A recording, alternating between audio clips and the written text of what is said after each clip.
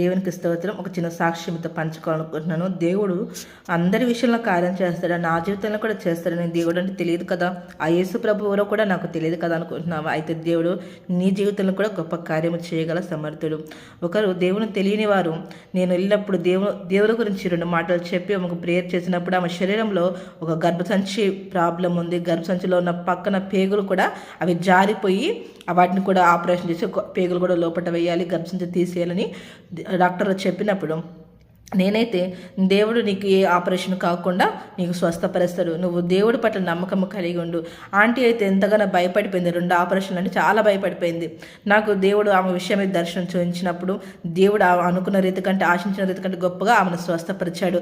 ఈ దినం ఆమె దేవుని స్తుతిస్తుంది, దేవుడిని గణపరుస్తుంది. దేవుడు ఆమె జీవితంలో చేసిన కార్యాలు మీ జీవితంలో కూడా చేయగల సమర్థుడు. నమ్ముట నీవైనది, నమ్ముట సమస్త సాధ్యం. నీకు ఏ జబ్బు ఉన్నా, ఎంతటి రోగమైనా కూడా దేవుడిని స్వస్థ